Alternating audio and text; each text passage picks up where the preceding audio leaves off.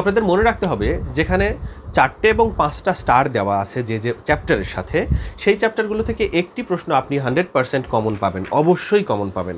আসসালামু আলাইকুম, আশা করি সবাই অনেক অনেক ভালো আছেন। আমি একটি পোলের মাধ্যমে আপনাদেরকে জিজ্ঞেস করেছিলাম যে আমি চাকরি বিষয়ক বিভিন্ন সাবজেক্টস নিয়ে ভিডিওস তৈরি করব কিনা, তো আপনারা সেখানে প্রচুর পরিমাণ সাড়া দিয়েছিলেন। তো আমি এই ভিডিওতে কথা বলবো যে ইংলিশ লিটারেচার এবং ল্যাঙ্গুয়েজের জন্য, অর্থাৎ ইংলিশ সাবজেক্টসের জন্য BCS বা অন্যান্য চাকরিতে আপনার কোন কোন অংশ, কি কি টপিক পড়তে হবে, কি কি টপিক না পড়লেও চলবে, কোন কোন টপিক থেকে বেশি প্রশ্ন আসে, বা কোন কোন অধ্যায় থেকে একটি প্রশ্ন 100% শিওর থাকবে, কোন কোন অধ্যায় থেকে সাধারণত প্রশ্ন হয় না। এছাড়াও পূর্ণাঙ্গ সিলেবাস নিয়ে আলোচনা করব। তো আপনারা দেখছেন লার্ন উইথ পলাশ, আর আমি আছি আপনাদের সাথে আলী রেজা পলাশ। আর আমি এই ভিডিওতে এই তথ্যগুলো নিয়ে কথা বলবো মূলত কিসের ভিত্তিতে, পিএসসি থেকে একটি সিলেবাস দেওয়া হয় সেটা নিয়ে কথা বলবো, এবং গাজী মিজানুর রহমান স্যারের একটি বই আছে অথেন্টিক পাবলিকেশনসের।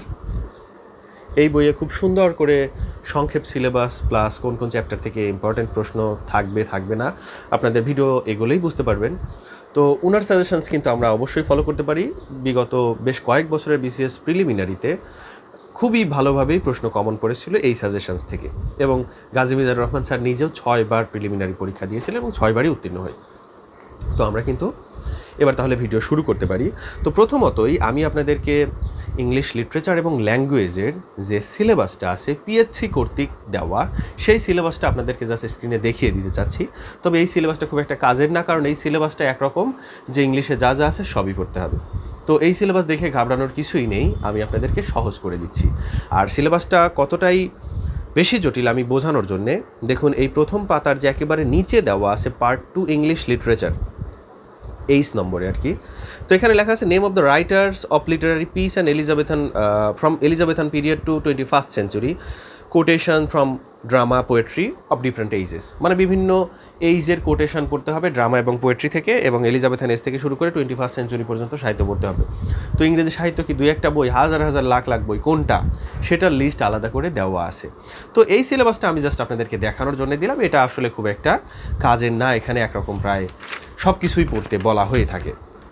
তো আমরা এবার আমাদের বইয়ের মূল চমকে চলে আসি। এটা আসলে বই না, প্রত্যেকটা স্টুডেন্টসের জন্যেই এই অংশটুকু হেল্পফুল হতে পারে। এই বইটি আপনাদের যদি থাকে বা না থাকলেও কালেক্ট করে নিতে পারেন, অনেক ভালো একটি বই গাজী মিজানুর রহমান স্যারের BCS প্রিলিমিনারি অ্যানালাইসিস।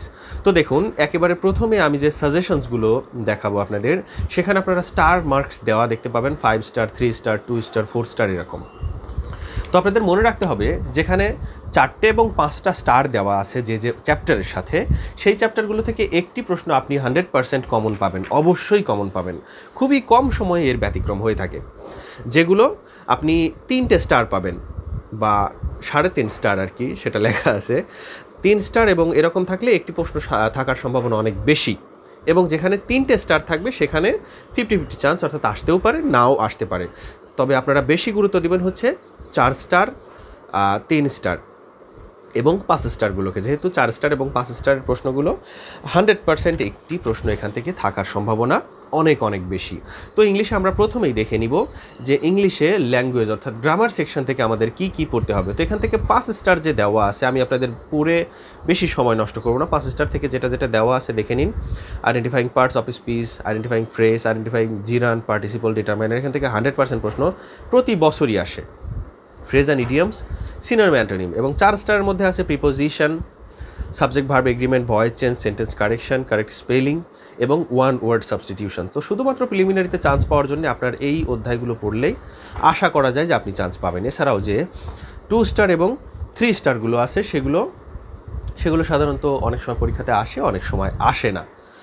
তো এই হচ্ছে আমাদের ইংলিশ ল্যাঙ্গুয়েজের সাজেশন, অর্থাৎ গ্রামার সেকশনের।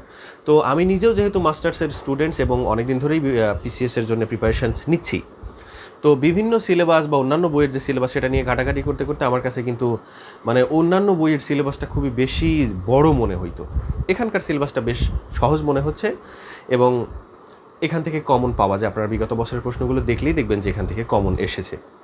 এবার আমরা ইংলিশ লিটারেচারের সাজেশনসে দেখব। ইংলিশ লিটারেচারে শুধুমাত্র 5 স্টার দেওয়া হয়েছে লিটারারি টার্মসের ক্ষেত্রে। যারা সাহিত্যের স্টুডেন্ট তারা টার্মসগুলো অবশ্যই জানে, না জানলে যে কোনো একটি ভালো বই থেকে পড়ে নিতে হবে ফেমাস কোটেশনসগুলো, এবং বিখ্যাত গ্রন্থর লেখকের নাম, অর্থাৎ আপনাকে বাস্তবে বইগুলোর লেখক যেগুলো ফেমাস বুকস, সেগুলোর লেখকের নাম প্রায় সবগুলো বইয়েরই জানতে হবে।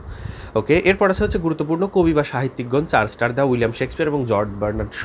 আমরা জানি যে শেক্সপিয়ার থেকে সবসময় বেশ কয়েকটি প্রশ্ন বেশিরভাগ সময়ই কমন থাকে। গত বছরেও হ্যামলেটের সেটিংসটা কোথায় ছিল সেটা নিয়ে প্রশ্ন এসেছিল। এছাড়া 3 স্টার রয়েছে এবং 2 স্টার রয়েছে, সেগুলো আপনারা শেষের দিকে পড়ার চেষ্টা করবেন, অর্থাৎ প্রথম দিকে চেষ্টা করবেন 5 স্টার এবং 4 স্টারগুলোকে কভার করার জন্য। তো এছাড়াও ইংরেজি সাহিত্যের গুরুত্বপূর্ণ যে যুগগুলোকে পড়তে হয়, সব যুগ কিন্তু পড়া খুব বেশি জরুরি না। আমাদের যদিও লেখা আছে এলিজাবেথান যুগ থেকে শুরু করে একেবারে মডার্ন পোস্ট মডার্ন যুগ পর্যন্ত পড়তে হবে, কিন্তু তার মধ্যেও আমরা জানি যে রোমান্টিক পিরিয়ড, ইভেন আমাদের যখন English literature history of English literature সাবজেক্টটা ছিল, সেখানেও আমরা দেখতাম যে এই romantic age, Victorian age, modern age এবং এলিজাবেথান এজ, এই এজগুলো থেকে একটু বেশি প্রশ্ন আসে।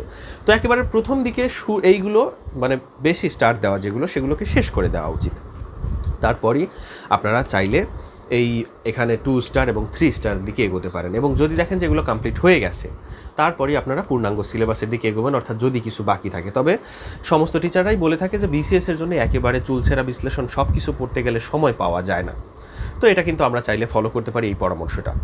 এরপরে আমি পরবর্তীতে বাংলা সাহিত্য এবং একে একে বাংলাদেশ বিষয়বলি, আন্তর্জাতিক বিষয়বলি, ম্যাথ এবং সব সাবজেক্টসেরই সিলেবাস নিয়ে ভিডিও দিতে চাইবো, যদি আপনারা কমেন্ট করে আগ্রহ দেখান।